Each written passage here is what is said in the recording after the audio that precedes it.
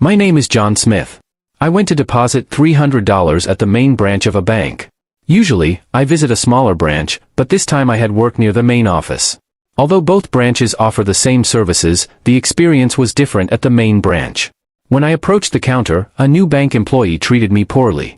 As I explained that I wanted to deposit money, he seemed surprised and said, "Welcome. Wait, aren't you a poor man? It's faster to use the machine over there. Don't bother anyone, just do it yourself." I replied that I didn't trust machines. He responded with disbelief, saying, "You don't trust machines in this day and age? Seriously? Are you like Rip Van Winkle or something?" He then jokingly added, "Just kidding. Don't come to the counter, it's a hassle. The counter is for more important transactions. You probably aren't depositing much anyway, being poor and all." I was taken aback. I asked, "But isn't it your job to assist me?" He said, "Sure, it's my job, but I'm not here just for you. If you want to deposit a larger amount, I'd be happy to help." When I insisted that he should just do his job, he replied, "No way. People like you make my job harder. You think we'll do anything at the counter? That's a mistake." Frustrated, I said, "Other banks would accept my deposit." He dismissed my concern, saying, "Go to another bank if you want. I mean, you're just going to use it soon anyway, right? What's the point of depositing such a small amount?" I responded, "It's up to the customer to decide if it's meaningful." He retorted, "You always have something to say. That's why I dislike old guys, so arrogant."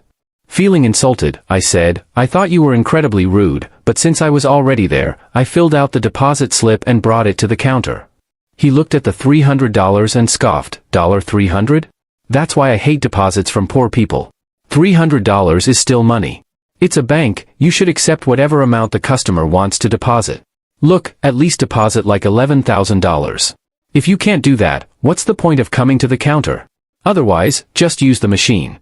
I tried to explain, I prefer the counter. He asked, "Why are you so stubborn? You drive a car, right? What's the difference between that and the machine? You use a smartphone normally, so you can use the machine too." I was getting increasingly irritated but decided to avoid further conflict. He said, "I'll make the deposit this time, but next time please use the machine." As his attitude continued to annoy me, I thought arguing with him would make me look foolish, so I just scowled. He continued, "Why do poor people always make such troublesome deposits? It's so clear that you're poor. You've been calling me poor for a while now. Don't you think that's rude?" He replied, "Why would I think that? It's true. After all, coming to the bank in work clothes is like screaming, 'I'm super poor.' Maybe I'm actually incredibly wealthy, you know?" He dismissed my comment, saying, "Cut the jokes.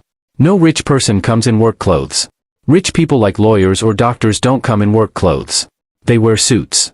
I pointed out, "Just because I'm in work clothes doesn't mean I'm poor." He insisted, "Rich people don't dress like that. Those who dress like that are the ones who make the money. People like you, who do physical labor, will always be poor." I asked, "Do you treat everyone with this attitude?" He replied, "Of course not. I treat the rich like they're rich and the poor like they're poor. Why would I waste VIP treatment on someone who doesn't deposit much? That's just ridiculous." I asked if the bank chooses its customers. He said, "This is the main branch. Poor folks should go to the smaller branches. They'd be thrilled to get a $300 deposit." I told him, "You have a terrible attitude. I've never met a bank employee as rude as you." He explained, "I only become rude because of people like you. We handle lots of customers here and can't afford to be nice to every poor person. If you want better service, deposit a large sum." As I muttered in frustration, he sarcastically commented, "Why are there so many poor people? I'm not working here for them, you know. It's really tiring. They complain about bad service and should just stop making jokes. Why would you bother depositing $300 at the counter? It's ridiculous. I'm sick of this job. I shouldn't have to bow to poor folks. They're probably on a tight budget and shouldn't even be at a bank." My anger reached its peak. As he finished processing my deposit, I shouted loudly enough for other customers to notice, "What's your problem? I spent time helping you, and you yell at me. If you don't like it, poor people like me shouldn't come to the main branch." He retorted, "I see, all right. That's enough. I spent time helping you, and you yell. If you don't like it, poor people like you shouldn't come to the main branch." Feeling humiliated, I pulled out my phone and called my usual branch. I approached the branch and firmly stated, "Let me speak to the branch manager." Without waiting for a response, I picked up the phone and pretended to make a call. "Is this the manager? This is Smith. I'm canceling my company's $3 billion corporate account." "Yes, ensure it is canceled immediately." I hung up, noticing the man in front of me looking wide-eyed. I thought, now he'll realize I'm wealthy. To my surprise, he burst out laughing. What are you doing, pretending to be rich? A corporate account with $3 billion? Come on, man, you think I'd be surprised by that? That's impossible. People's fantasies are just like that. What a show. Did you just call your wife to pretend? Feeling like playing a role at your age? He laughed uproariously. I stared at him silently, knowing his laughter would soon turn into a strained expression. Sure enough, the branch manager came running over. Mr. Smith, is there anything wrong? Who are you? I'm the manager of this main branch. I just heard from our branch about your corporate account cancellation. I've come to talk to you personally. Well, you're too late. I've already decided to cancel. Please, could we, talk in the back? There must be some misunderstanding. No, there's no misunderstanding, manager. The man who had laughed at me interjected, why are you bowing to this old man? He's just a poor guy. Bowing to him won't get you anything. No, Johnson, that's rude. What's rude? It's a waste to spend time on a poor person. It's pointless. Could you be quiet for a moment? The manager seemed hesitant to reprimand Johnson and even seemed somewhat intimidated by him. This was no way to foster proper personnel. I'm terribly sorry, the manager continued. Could you please come to the back so we can talk? That won't change anything. Please, let's talk this over. The manager, almost clinging to me, bowed his head and grabbed my arm. Please, Mr. Smith, just let me have a word with you.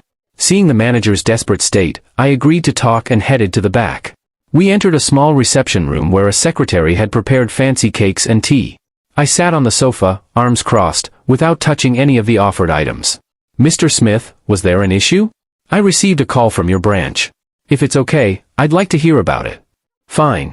The problem is that man. Johnson? Yes. I usually go to a different branch, but today I was around here and wanted to make a deposit. The service was so bad that I thought about closing my account. He ridiculed me for being poor and said depositing just $300 was a hassle.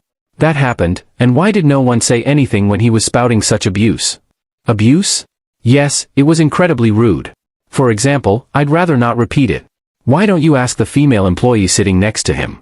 Everyone there must have heard it. I see. Is the main branch really that superior? It's quite shocking. I'm terribly sorry. As you see, your apology doesn't change much. If this is the bank's policy, there's little I can say. I'll make sure he understands not to do this again. No need. The manager was desperately apologizing and wiping off cold sweat with a handkerchief, while Johnson remained cool and composed, oblivious to the fact that the situation had arisen because of him. Johnson blurted out, Manager, why are you bowing so much to this guy? I heard earlier, but what's with this old man? Johnson, it's clear he's poor. Why belittle yourself like that? We're the main branch after all. It doesn't matter if it's the main branch or not. He's a customer. Besides, this gentleman is the CEO of a major corporation, one of our biggest clients. What? That's ridiculous. How could this old man be the CEO of a major company? Manager, aren't you being foolish? Johnson, the foolish one here is you. Apologize, otherwise, our bank could be in trouble if we don't keep the $3 billion transaction as is. That's not going to happen. That $3 billion is a lie. That's not a lie. The manager finally lost his temper. However, as soon as he spoke, he seemed to startle himself into silence, gauging Johnson's reaction.